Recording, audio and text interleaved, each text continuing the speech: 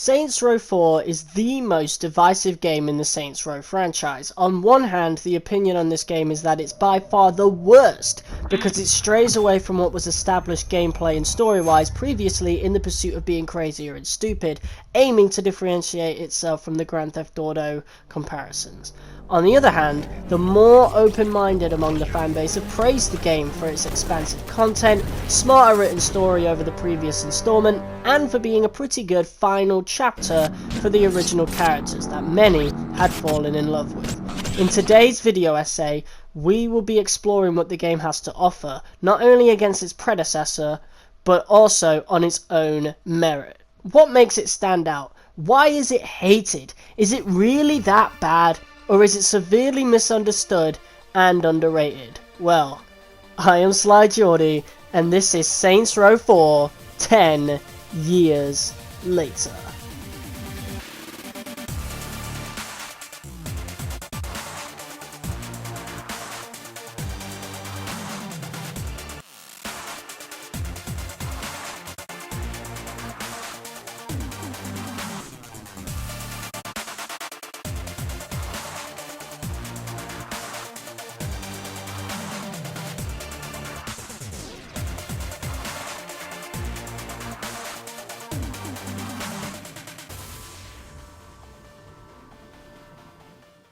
Come the end of 2011, Saints Row the Third was the best-selling game so far in the series, bringing in a lot of first-time players in the process. THQ and Volition obviously wanted to capitalize on their newfound popularity with many a DLC, including new clothing, vehicles, and of course, missions. With Gangsters in Space, The Trouble with Clones, and Genki Bowl 7 already finished and sold to the public, the stage was set for one final add-on to the game, titled Enter the Dominatrix. This DLC would have followed a similar path to what later became this game, with aliens invading the Earth and the Saints having to enter a simulation to stop it. It would have enhanced the powers introduced in The Trouble with Clones, refining them and adding new ones as well. After taking down the aliens and their leader, the AI controlling the simulation would become sentient and take the form of a, you guessed it, dominatrix. So what went wrong? Why was it never released for the game? Well, during the development of the DLC, Volition's publisher THQ was starting to struggle, big time. Despite owning Saints Row and even having the rights to make the official WWE games with another one of their developers, Ukes, they were losing a lot of money, so much so that there was a real threat that the entire company would go bankrupt. In a desperate attempt to make a profit, THQ would see what Volition had cooked up for the latest £10 DLC for Saints Row the Third, and demand that they stretch it out and turn it into a fully fledged £60 release in the franchise, effectively halting the development of what would have been Saints Row Part 4, which has its own story, but I won't talk about that in this video, as after this point it's irrelevant, it didn't exist anymore. But there are other YouTubers who have made videos on this supposed Saints Row Part 4 that are really interesting. I'll link some in the description. Anyway, Saints Row the Third's Enter the Dominatrix DLC was going to be turned into Saints Row 4, and production was full steam ahead for the next 2 years. Even when THQ went bust and the Saints Row property was bought out by Deep Silver, the vision had not changed, and the game was scheduled for release on August 20th, 2013 on the PC, PlayStation 3 and Xbox 360 respectively. The initial gameplay of Saints Row 4 is largely unchanged from the third, as it is essentially the same game with minor enhancements, such as the graphics being a minor step up. Unfortunately, Steelport returns as the setting for the game, which was criticised as a lifeless, uninteresting city that was a major step down from Stillwater, the city of Saints Row 1 and 2. That being said, the weapons, clothing options, and vehicle customization are a major plus when compared to its predecessors, and then there's the game changer, superpowers. These arrive a couple of missions into the game with the excuse of being inside a simulation and include gliding, super jumps, super speed, telekinesis, fire, ice. It's really cool, and honestly something that subverts a lot of expectations for this kind of game. This feature, however, was criticised heavily by long-term fans of the series, or at least a portion of them, citing that the game going from the gangster-centric darker tones of Saints Row 1 and 2 to the goofier tone of the third to now superpowers and aliens in 4 was not what they wanted out of the games and gave them the impression that Volition had no idea what they were doing and had no love for the franchise any longer. To that I say this: where do you go when you've taken over the city 2 times over already? Volition answered this with Saints Row the Third, with the Saints becoming celebrities and taking on an international crime syndicate in a neighbouring city. Where could they go then?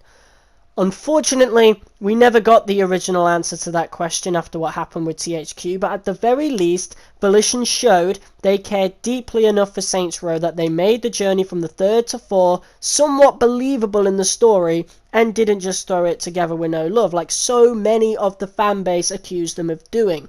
With callbacks to previous installments and just the general quality of the game, it's quite clear that these developers cared about the game and the series it was in, but they just didn't want to just make the same game over and over. They wanted to experiment, branch out, try new things and innovate, and not once in this particular game is the soul of Saints Row and its characters taken for granted in what is their final chapter. With that being said, it's story time now. Let's get this shit started.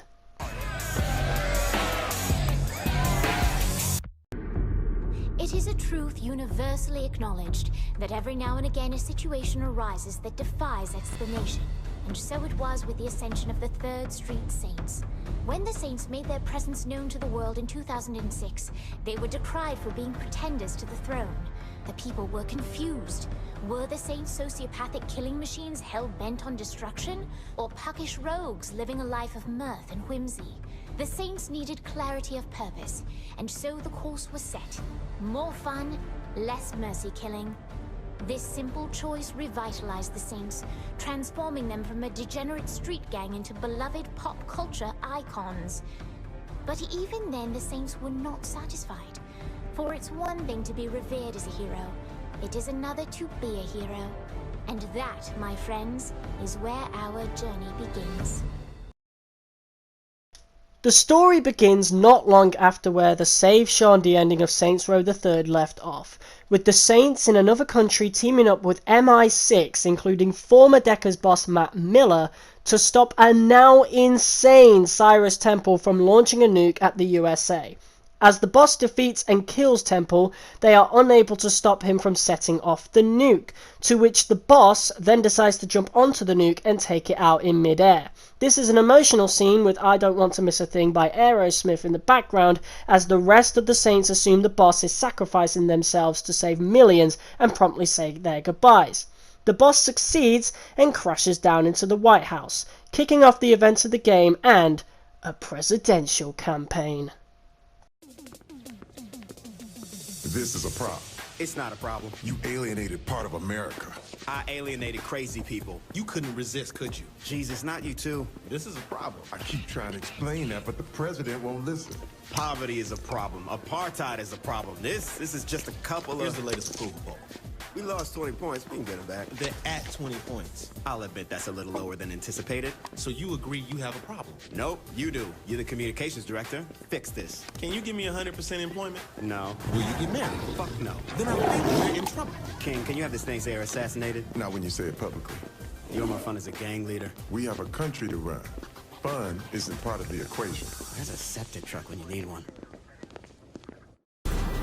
Shit. Keith better have some good news.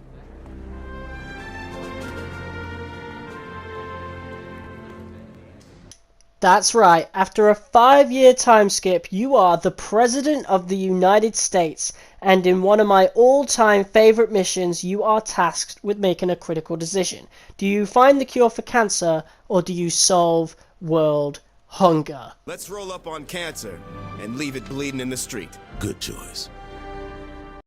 Whichever you choose, the boss makes their way over to the press conference where Kinsey is holed up waiting and dealing with the reporters.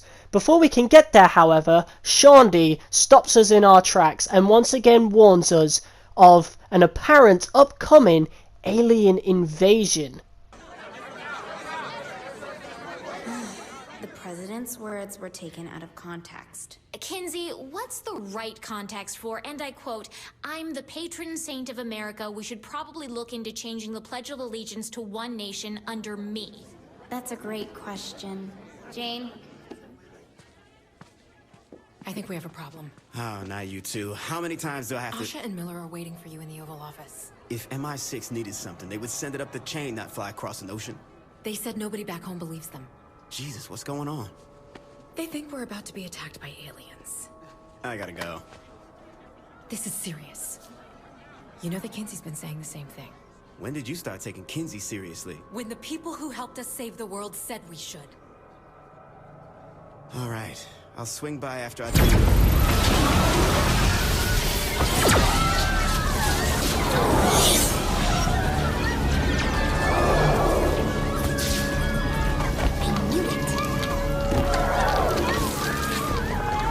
Hello, humans. This is Zinyak, Emperor of the Zin, and our main antagonist for the foreseeable future. He has come to abduct the people of Earth, including the President, and despite a valiant effort to take him down, we are defeated and thrown into one of the many Zin simulations designed to put us into our worst nightmare. Did you really think you could stop me? Shit! Ah, human arrogance. Is there anything more charming? Fucking ass! Do what exactly? Huh? Bravado me to death? I'm going to have fun breaking you. Hey, whoa! What? Goodness me! What a dream! Leave it to the Saints.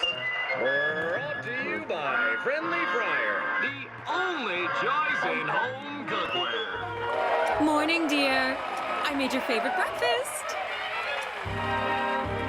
Oh, Mr. King from across the street is going out of town for a few weeks. He was wondering if you could check his mail for him. Oh, and your friend Pierce called. I'm sure he has some crazy new get-rich scheme. Oh, that Pierce. Such a card. And someone named Dex stopped by earlier. I didn't recognize him, so I just sent him away. So it turns out that the boss's deepest fear is living in the world of a 50s sitcom, a world that is law-abiding and devoid of chaos. As we explore this new life, one of which we are fully entranced by, we make our way to the diner to greet the people, where we see that something is very, very wrong. Looks like it's time. Your public is waiting.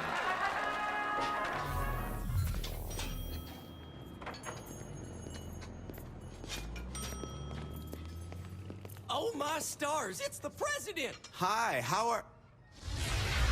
What the We don't use that kind of language here in Steelport.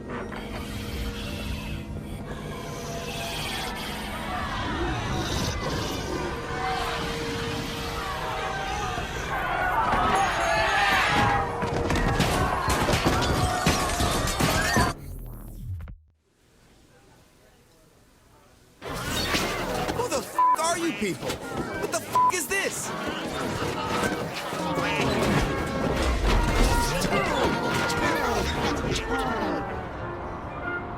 I'm getting the f out of here. Hello? Hello? Kinsey, am I hearing things now? Finally! Kinsey finally breaks through the simulation and makes contact with us, making it clear that the world we're in isn't real and that we need to break free. We do this by causing as much chaos as possible until Zinyak shows up and throws us into an even worse simulation designed to make us suffer. Kind of funny that that experience starts with having us thrown into Steelport of all places, but as ironic as that is, we know that it's only this city again because of the time constraints that Volition were forced into under THQ. It's from here that the game finally opens up and we are free to explore and begin the fight against the Zin. Swear your fealty, and I will empower you to be Wardens of Simulation 31. You will have one purpose: torment the President of the United States. Okay, so I'm going to try and keep this section as brief as I possibly can without missing any key information. I'm not looking to make an hour-long video like my Saints Row the Third retrospective ended up being. I don't have that amount of time to edit anymore, and quite frankly, I don't need to. So, we start by doing some basic quests for Kinsey to find a way out of the simulation and back into our body. These missions are where we get our weapons, take out some aliens, and find out that all traces of the Saints in Steelport have been replaced by Zin propaganda. So, no more Planet Saints. However, this is where we first get our superpowers and truly begin to unlock the potential of the game. Eventually, we establish a gateway back to our body and back to reality where we are held hostage on Zinyak's mothership.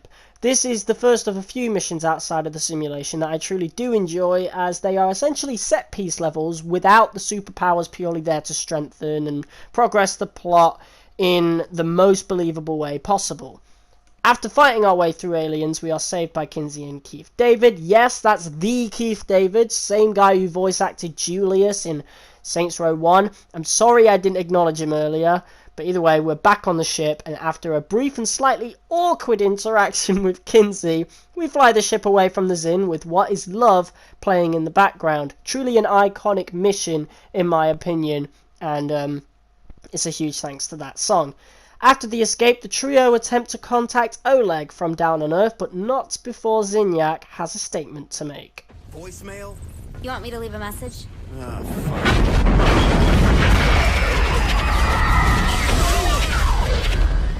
It's all gone. Well, I'd say this was a productive day.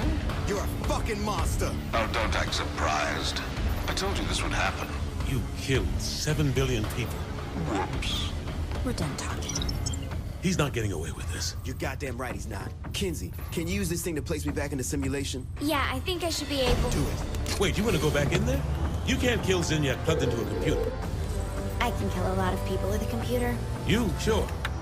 You need help setting the DVR. If taking over a small part of the simulation led you to me, taking over the whole damn thing has to do something good. You don't even know what will happen. She probably does. The President is right. Whenever the simulation is disrupted, I have a small window to work my way inside the Zin security network. The more it's disrupted, the more time I'll have to map out Zinyak's mothership. I can identify structural weakness, locate where they're keeping our friends. And find Zinyak. Yeah. Right. Let's do this. When historians look back on the fall of the Zin Empire, this will be the defining moment. An act that was supposed to demoralize, galvanized, and a course was set that the Saints could never back down from.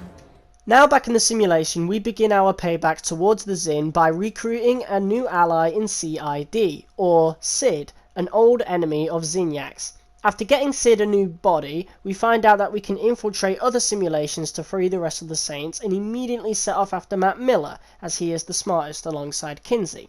This whole mission is a callback to the boss fight with Matt back in Saints Row the Third, including the cyberspace and the text minigame, but before this, Zinyak traps us in a room and presents us with two choices. Continue to try and save humanity and fight the Zin, or surrender to Zinyak for the apparent freedom of humanity. If we walk through the red door, we are greeted with the game's credits and a game over screen saying Zinyak lied. Surprise, surprise. So obviously, we're going to walk through the blue door. Before making this decision, however, I do want to acknowledge this scene for challenging the President's now hero status by reminding us of our violent past and that we're pretty far from a hero. We go out to save Matt in a robot, or power armor, before Kinsey finds another simulation that looks like a plane, something that reminds the boss of Shandy and the late Johnny Gat, who died on the Syndicate's airplane in the third. I especially love how the metal guitar instrumental gets louder at the mention of Gat, setting up what could be the return of the character and reminding us of the fact that we didn't actually see Gat die. This next mission is called The Plane Boss, which unfortunately doesn't include the real Johnny Gat, but instead goes into Shandy's nightmare, where we delve deeper into her guilt over Johnny Gat's death, before experiencing a throwback mission ripped straight from Saints Row 2, where we save her in her OG form from DJ Veteran Child. The following cutscene shows Volition's self-awareness for Shandy's sudden change of character for Saints Row the Third, and how they've just decided, hey, we know everyone liked this original character, and we changed it for character development reasons, so we're just gonna have two Shandys now, so everyone's happy. This new /old character is dubbed SR2 Shandy, or Fun Shandy. I thought this was very cool personally, and she later on has her own set of missions. That wasn't the only throwback, however, as King Me takes us back to Saints Row 1's version of Stillwater, and specifically the Saints Row district, to search for Benjamin King, former leader of the Vice Kings from that game, and one of the major reasons we became president in the first place. This mission is a favourite. It includes, obviously, the location itself, walking us through an alternate version of the first game's cutscene, before we're able to even explore the original hideout for the Saints at the old church. This is where we encounter the main villain for the Vice Kings storyline of Saints Row 1, Tanya. King's nightmare being the reliving of how she took over his gang from the inside and is now going through an endless cycle of being killed by her. We, of course, end this cycle, and after a pretty well written cutscene between the two, which adds some backstory as to how we ran for president with his help, we progress forward. The case of Mr. X is just one big Metal Gear Solid reference that centers around using stealth to take out an evil clone of us alongside Usher. One of my favourite and among the more comedic missions in my opinion. Volition did a good job capturing the feeling of MGS without sacrificing their own characters. In the Saints Flow, we venture back into the penthouse from Saints Row the Third to save Pierce, whose worst fear is literally a Saints Flow can, just big. This mission has us eventually take control of the Statue of Steelport, which, if you don't know, was Saints Row the Third's version of New York's Statue of Liberty. We use this to take the can down and save Pierce. A game of clones is the writers at Volition just straight up breaking the fourth wall as you go up against the default players of Saints Row 1 and 2. Hell, even your character acknowledges this, which I found pretty funny, personally. If it isn't the Stillwater default player. Well, if it isn't the other Stillwater default player. In between one of these missions and the mission Welcome Back, the boss is told that the Saints back in reality have found an extra life signature of another human being trapped in a simulation. All the Saints are free at this point, so this leaves only one possible person, Johnny Gat. Back on the ship, however, the Saints are divided between the old guard from the second game and the ones who have joined since the third. Saving Gat could be a really bad idea, and as soon as Matt brings this up, the boss goes ballistic, wailing on him with punches, and what follows is one of the best scenes in the game in terms of building Kinsey's character. Bitch, you lucky we're standing in front of Keith David or... Stop it! He's right, okay? It's a terrible idea. In order to save Johnny, we have to tap directly from our ship into his mind, and that means Zinyak's going to know exactly where we are. You're asking Matt and I to paint a target on humanity's last chance so that you can go rescue someone we've never even met. And what's even stupider is that we're going along with it.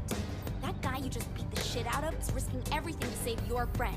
And you want to know why? Because we can't save ours anymore. Oleg is dead. Viola is dead. Earth is dead. So how about you stop being a fucking asshole and say thank you for giving us the hope you'll never have. I'm sorry. Yeah, well, you could have killed me back in Steelport, but you let me go. I can forgive a few punches.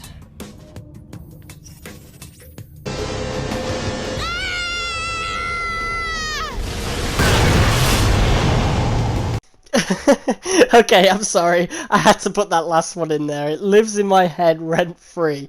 But anyway, back on track. Kinsey Kensington has seen a huge improvement going into this game. She was largely forgettable in the third, something I brought up when I played the games for the first time last year, but Saints Row 4 really delves deeper into her character, and by the end of the game, develops into one of my favourite characters in the entire series. So yeah, a really good job from everyone in the writing team. I feel like now is also a good time in the video to talk about these little intro cutscenes on the characters before heading into their respective simulations, quickly summarising the impact that these characters have left on the boss and the series itself. So yeah, this mission is a Streets of Rage parody, really old school, and this confirms without a shadow of a doubt that Johnny Gat is back, rectifying the greatest mistake Volition ever made. And before this, of course. This details the nightmare of Gat trying to save Aisha from the Ronin that killed her in Saints Row 2, and accepting that he can't change the past. For those who don't know, Aisha was Johnny Gat's girlfriend in Saints Row 1 and 2. But once this occurs, however, we once again venture onto Zinyak's ship, taking out hordes of Zin to finally get our long-lost best friend back.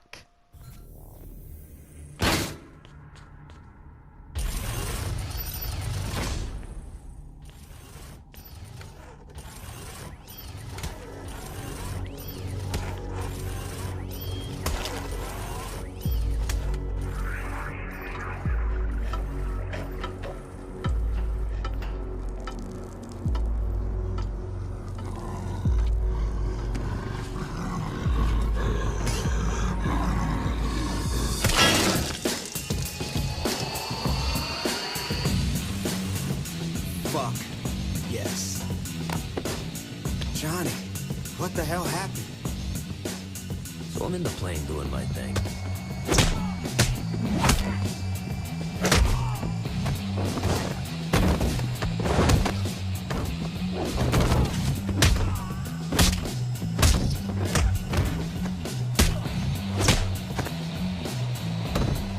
Johnny, we're about to jump!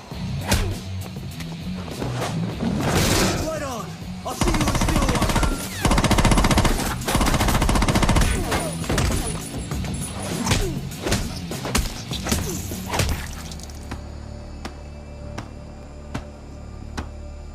Rather. It would seem your reputation doesn't do you justice. Earth's most passant warrior? That's what he called me. You're telling me he abducted you years before his invasion because he thought you single-handedly could stop him? Yeah. That's so fucking awesome. You realize that means Zinyak's more afraid of him than you, right? Shit. Johnny, go back to the part about the meat shield. Guys, don't take this the wrong way, but I've spent years living in the past. I'm ready for the future. Good. Because if we're going to pull off King's plan, we're going to need all the help we can get.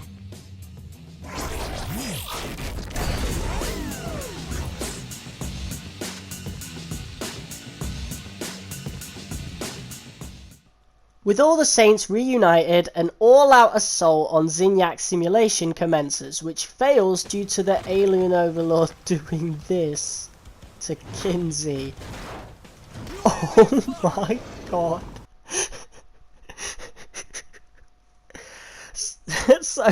So the Saints regroup at the ship, where they find out that the Zin have somehow worked their way onto it. After taking them all out, the Saints originally assume that the MI6 agents Asher and Matt Miller betrayed them and kidnapped Keith David, but after Gat finds the bodies of the two mentioned prior, it becomes clear that there is only one betrayer here, Keith David. Now, if you've played all of the previous Saints Row games, this betrayal could be seen from a mile away. Keith David in real life literally voice acted the role of Julius, so this twist wasn't surprising, nor does it last long, because after a quick shooting gallery and taking a beating from the Zin, Keith once again switches sides and attempts to tell us where Kinsey is before being abducted by Zinyak and tossed into another nightmare. This is based on the movie They Live, and includes Rowdy Roddy Piper, who also of course starred in that movie, and was another ex-WWE superstar to star in a Saints Row game, so that was pretty cool for me personally. Hello Teacup is the next mission, where we venture back into 1950s Steelport to save Kinsey from Cyrus Temple, with her being dressed up in a poodle skirt and Temple's wife, her worst fear. It's funny afterwards, where the boss and Kinsey have this exchange after this, where the boss is told not to talk about anything that happened in there. They make a remark on the poodle skirt and is promptly floored by Kinsey. This essentially wraps up the highlight missions for me, but heading into the ending, there's one last batch of missions we should talk about. Loyalty missions are a set of missions based solely around each member of the Saints having some alone time with the boss, and in most cases accomplish something personal to them.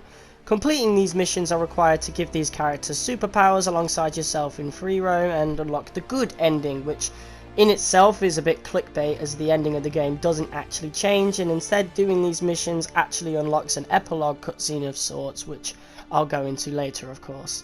The first of these missions that we'll go into is titled Saints Row 3 Wrap-Up, which is basically the boss and Johnny Gat catching up with one another, talking the events of Saints Row the 3rd after Gat's disappearance while going through the course of Professor Genki's super ethical reality climax.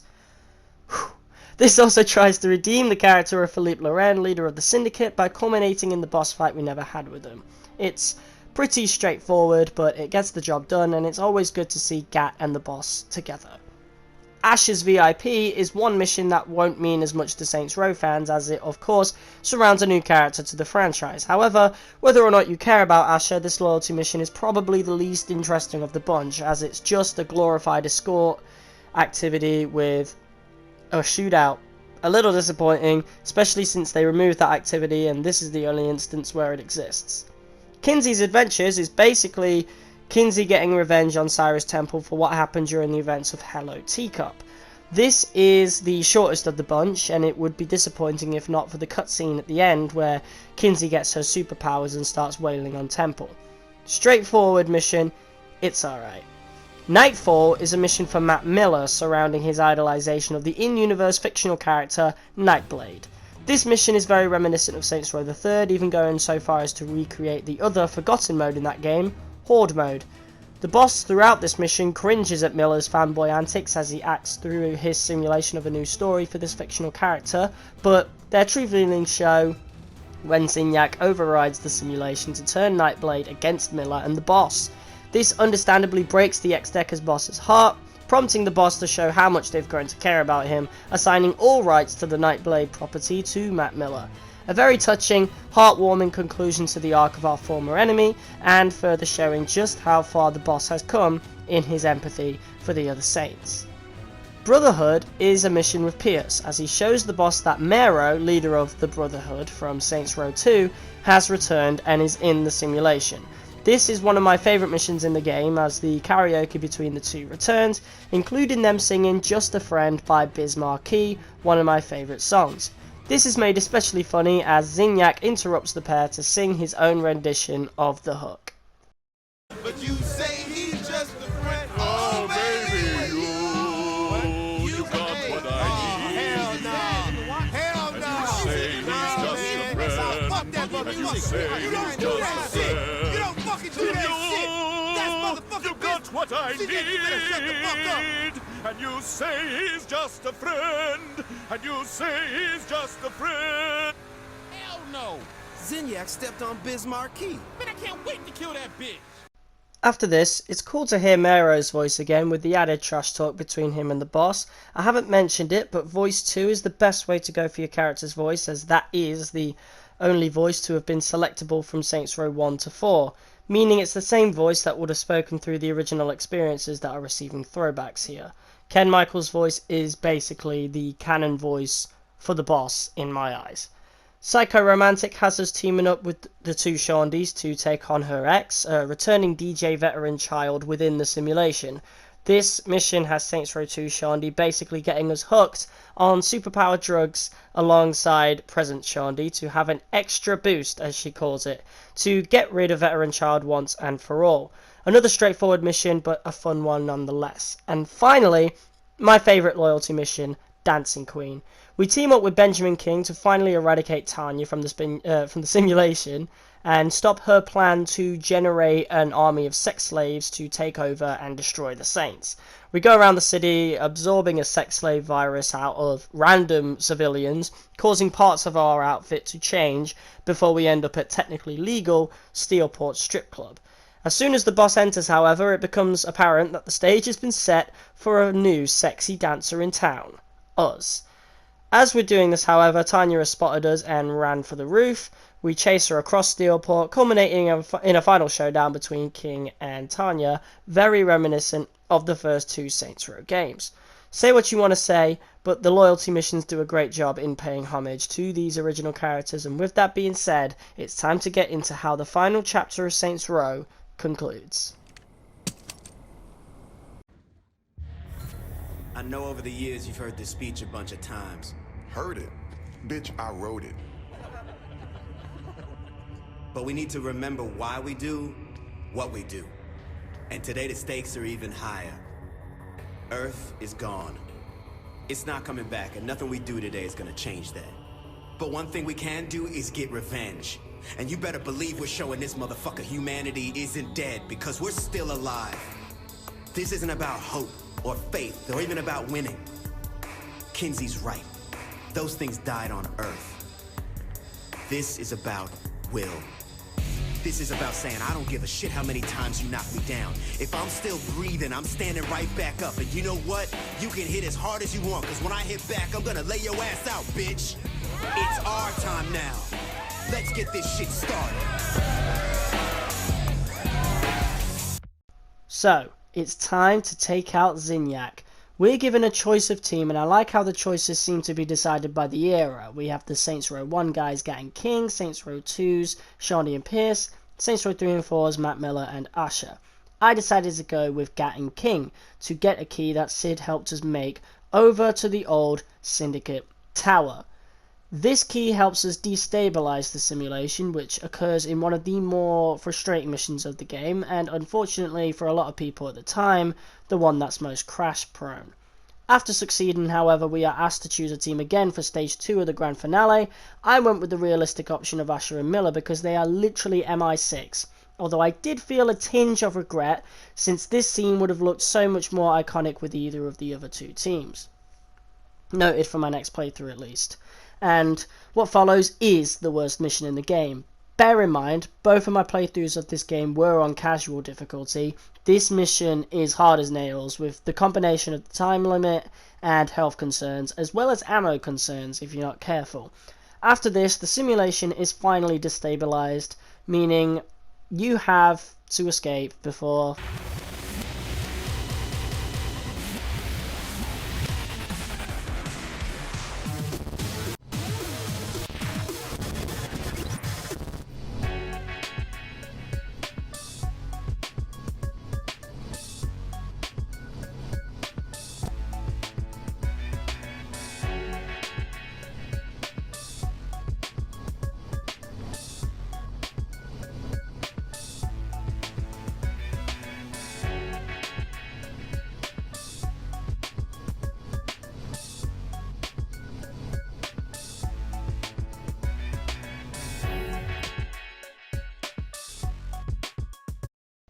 I really liked what they did there. Taking a page out of Batman Arkham Asylum's book with the fake crashing of the game and the remix of the Saints Row 2 pause menu theme is very much appreciated too.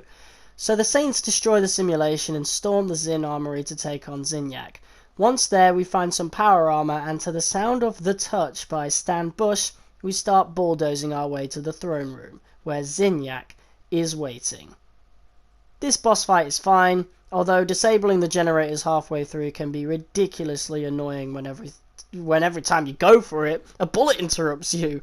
Both times I've done this fight, it's basically come down to trial and error of doing it, as trying to take on all the Zin results in wave after wave. Other than this, it's a breeze. No more words, let's just rip his damn head off already. You can't kill me.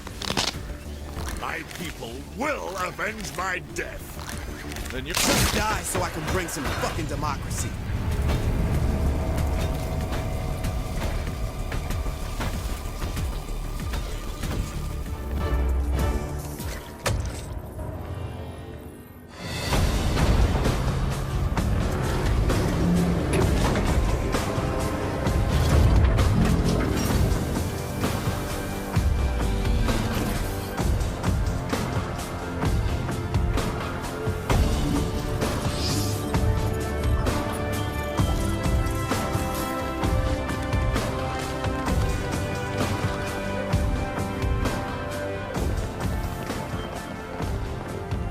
You gotta be fucking kidding me. Keep what you kill. It's a classic. So do I get a manservant or what? Excellency, I'm Zinyak, your personal steward. Alright, ZJ, I need you to level with me. How technologically advanced are the Zin? In our experience, we are the most advanced culture in the known universe. Zinyak told a friend of mine that he could restore Earth. Was he lying? A half-truth, Your Excellency. Earth has been atomized. There is no undoing that. However, time travel would allow you to see Earth again before its destruction. Whoa, whoa, whoa.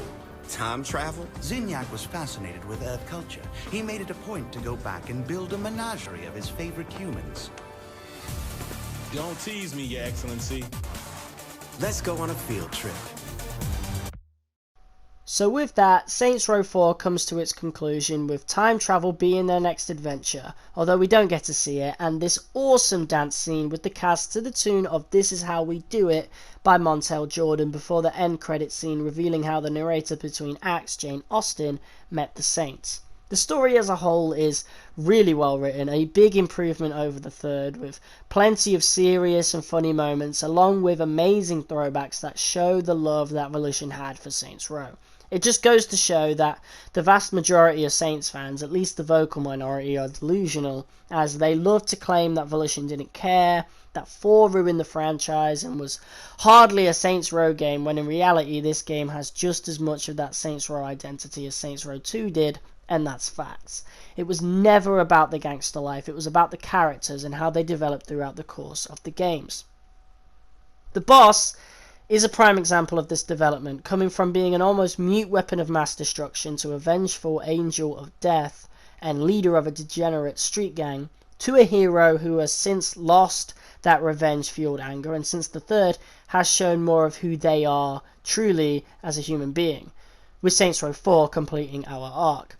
As much as people hate what happened after Saints Row 2, it would have quite simply made no sense to have the boss continue to be the same character after having already gotten everything he wanted and not only becoming a loved celebrity, but the president.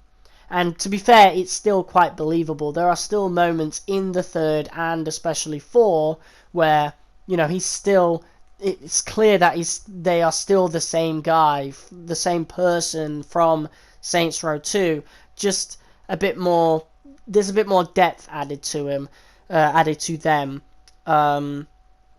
But yeah, given everything that happened to the boss throughout this franchise, would you still be angry by the end of it? With all that money, the fame, the women, the loyal gang, the power? Maybe you didn't like how Saints Row continued to go down the crazy route, but everyone knows that that is what separates Saints Row from the likes of Grand Theft Auto and makes it memorable, makes it worthy of its own praise. Saints Row 4 concludes this wonderful series the way it should, the Saints on top. I left the game for the first time feeling very satisfied, and to this day I still feel the same way. Saints Row 4 is a well-made game that not only pushes the boundaries of its genre, but breaks them entirely. It's a wholly unique game with a smart narrative that quite simply isn't appreciated the way it really should be, and likely never will be, which is quite sad. So with the story complete, what else is there left to do in the world of Saints Row 4? Well, as typical for this series, there are an abundance of activities. Insurance fraud is iconic for the series, and 4 sees its best version yet. The superpowers completely breaking it and making it so damn fun to play. Flashpoint is essentially just gang operation from previous games remade. Virus collection is vehicle theft, and security deletion is assassination. Hotspot is disabling shield generators to control an area like certain main missions, no biggie. Mayhem returns with 2 extra iterations, the returning Tank Mayhem with the new Telekinesis Mayhem, UFO Mayhem, and Mech Suit Mayhem, which uses the robot from the story. Platforming Rift is the platform mission you did for Sid. Speed Rift is essentially the Cyberbike mission from the third without the bike and with the super speed instead. Telekinesis Rift is catching throwing bombs at a tower to destroy it. Professor Genki returns with Mind Over Murder, which is unlocked through one of the missions of the story. And finally, Superpower Fight Club. So there's a lot of content here, along with the new customization options for weapons and cars, though most people wouldn't have known about the latter, as you'll hardly be using them due to the superpowers. There's also clusters that you can pretty much collect, which are, well, I say pretty much collect. You can collect them, but they are pretty much Riddler trophies from Arkham City. They're not too important. Riddler trophies from the Arkham franchise. Not too important, they just help upgrade your character, essentially. Videotapes, or audio files, or what they're actually called, the audio files, they're really cool to collect. They actually help fill in some of the characters' backstory. Some of them even talk about the events of Saints Row 2, there are some audio files you can collect that are from characters from those old games, and there are some that never made it to the final game that you can find on YouTube, which is always pretty cool. Those are pretty much the highlights for the activities, in my opinion. Oh, and I can't believe I almost forgot about this, but you can actually romance your fellow Saints on the ship as a little parody of the relationship system from Mass Effect, and as a way to finally smash Shandy or Johnny Gat. Either choice is the right one, in my opinion. Pierce, Kinsey King, Sid, Asher, and Matt Miller all have this option too. It definitely makes me wish we had a chance to pursue a relationship with any of these characters in the series and have it influence the game's plot like games such as Cyberpunk or Fallout. Oh well, I'll take what I can get.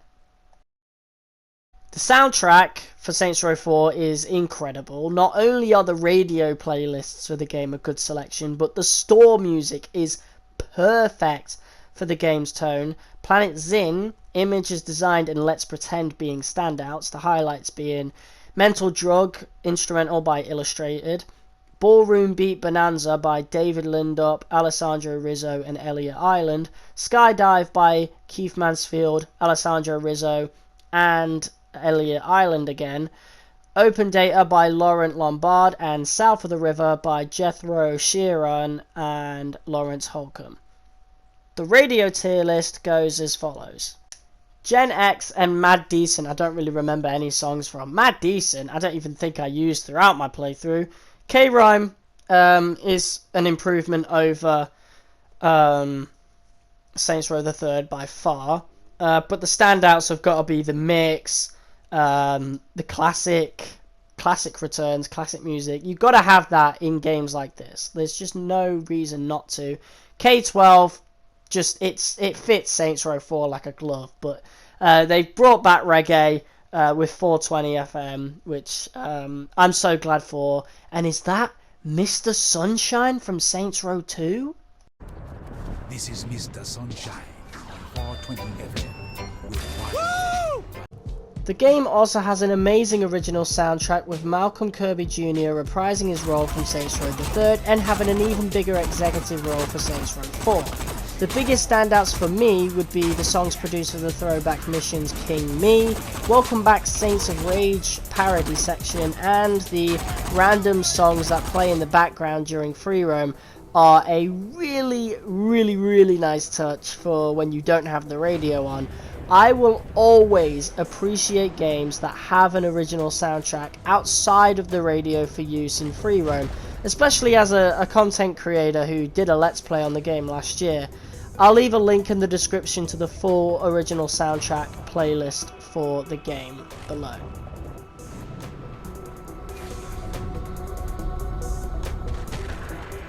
On the 17th of September 2013, the first DLC for Saints Row 4 was released in the form of GAT 5, coinciding with the release of Rockstar Games' Grand Theft Auto 5 that released the same day.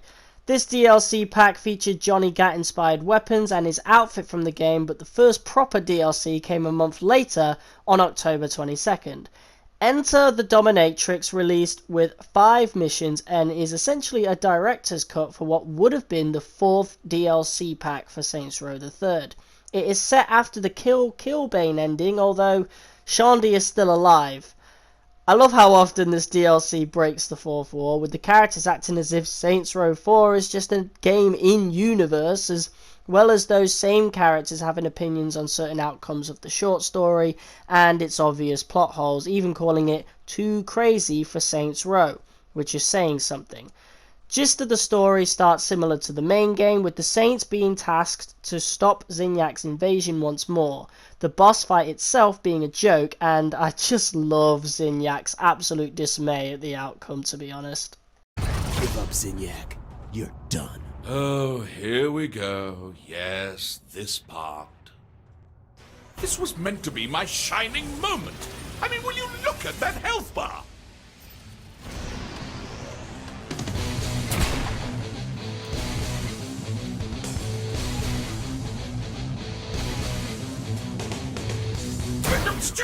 Just insulting! Ah!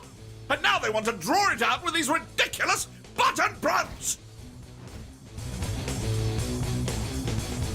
Yes, yes, yes, look at you with your enormous weapon. Ooh! They really do belabor this, don't they? Okay, that's it. I've seen enough. I'm out of here. After this, in an attempt to bring order to the chaos, the simulation's AI takes the form of a dominatrix to defeat the Saints. But after the boss once again teams up with Zemos, they put a stop to the AI's reign and are then greeted by dinosaurs to help us escape. I like this DLC quite a lot. Definitely feels like a Saints Row 3.5 tone-wise, and it's good to see Zemos and even Donnie again. Hell, the game is at its most self-aware here, showing a lot of concept art and videos. Fast-forwarding Kinsey's rambling was pretty funny, and even the dinosaurs are a welcome addition for me personally, with the boss referencing Grand Theft Auto 4 and asking the king to come bowling with him. But the king of the dinosaurs ends up marrying Shandy, and not us. Shandy doesn't marry us, so... Worst idea we've ever had. On December 10th, 2013, the game's second and technically final DLC arrived in the form of How the Saints Save Christmas. And let me tell you, this is the best Saints Row DLC, no matter what anyone says. Take a look at the first cutscene.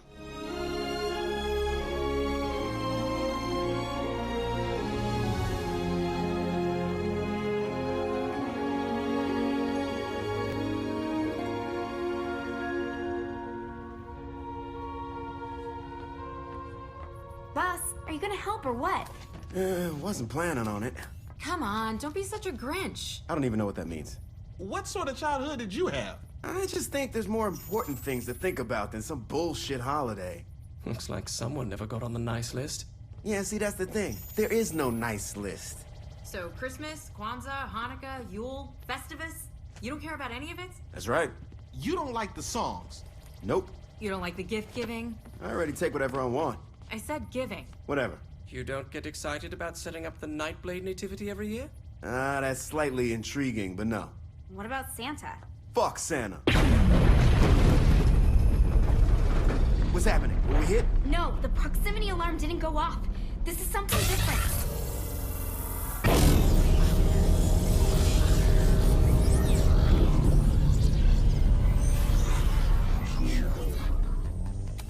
Shandy? We don't have a lot of time. Claus is coming. What? Claus, a warlord from my time, your future. By the time we learned about him, it was too late. He was too powerful. The only chance we had to stop him was to send me back here to warn you. Oh, wait. If you could go back in time, why didn't you go back even further and warn us about Zinyak? Isn't that a little more important? You don't get it. This isn't about Earth. Come midnight, Christmas Day, Santa Claus is coming to town, and unless we stop him, he is going to put the universe on the naughty list. And trust me, you don't want to be on the naughty list. Sorry I asked. So Santa's evil? No, Zinyak's had Santa trapped for decades, slowly but surely degrading his mind. If we don't free him soon, it'll be too late, and he'll never be jolly old Saint Nick again. Guys, this is the stupidest thing I've ever heard. All right, I'll save Santa.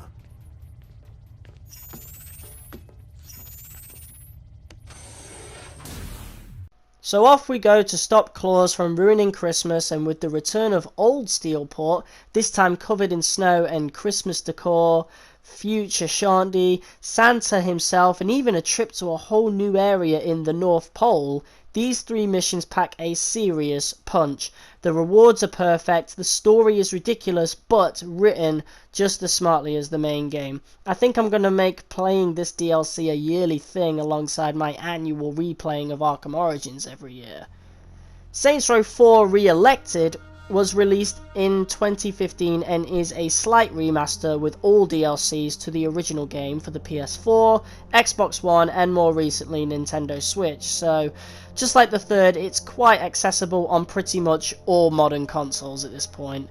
Re-Elected also ended up replacing the original version on PC too. The remaster released alongside standalone DLC Gat Out of Hell, but that's a review for another time. In conclusion, Saints Row 4 is a masterpiece. I don't care what anyone has to say to combat that, because seriously, they're wrong. Wrong to continuously write this game off as stupid, as incompetent, as unworthy, when this is seriously underrated and underappreciated. There is so much incredible content here, and despite starting off as a Saints Row 3 reskin, ends up surpassing it in many areas and becomes a much better game as a result. Hell, just look at this list that StarSense made in her video, link to her video and channel below. It honestly shocks me how, even after the reboot, people in the community still continue to make outright stupid comments like this, that clearly have no idea what they're talking about and still somehow call themselves fans of the series. It's honestly really funny to me how these same people continue to say that Saints Row was supposed to be about gangsters and that life, as if the series doesn't have more games with the goofier tone than the more serious one the first two games had. Every game from 1 to 4 has its own unique claim to being the best, to be honest, and I'm so glad that Volition decided to go down the route they did, because if they did continue to make games like Saints Row 1 and 2, it eventually would have gotten stale and continued to be known as that GTA clone. Instead, they decided to lean more into their strengths of just the all-out wackiness that Rockstar had started to stray away from since GTA 4.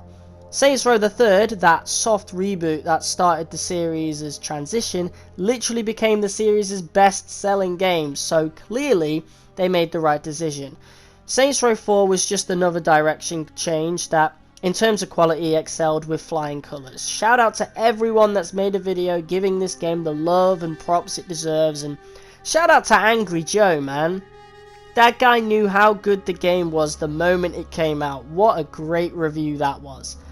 This comment on Reddit underneath a post asking why the game is so hated hits the nail on the head for me. In my opinion, the transition from Saints Row 2 to the third was necessary, with 4 being a worthy representative of the franchise's identity. Look, I don't want there to be any misunderstanding. I still stand by my original opinion last year of Saints Row the Third being the definitive Saints Row, the game you'd recommend to someone just wanting to get into the series. And Saints Row 2 in itself is a masterpiece. An incredible game that I wish would be replicated, equaled, or at least remastered in the future, with both games' attitudes combined being what any future game in the series should strive to be. But whatever happens, I will always like Saints Row 4 more. Oh, and before we sign off in this video, I just want to take the opportunity to announce that we will be playing through Saints Row 2022 in January to start off the new year. We'll be live streaming it, so make sure you subscribe so you are notified of that. It's taken me over a year to get this video out, so I do apologize for that, but I hope it's worth it. I feel like it's worth it.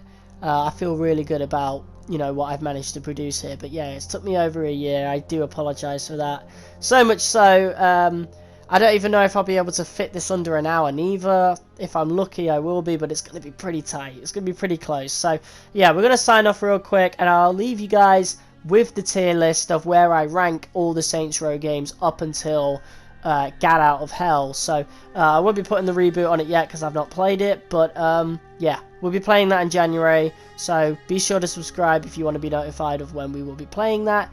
And, yeah. Without further ado, Merry Christmas to everybody, and a Happy New Year to all of you too.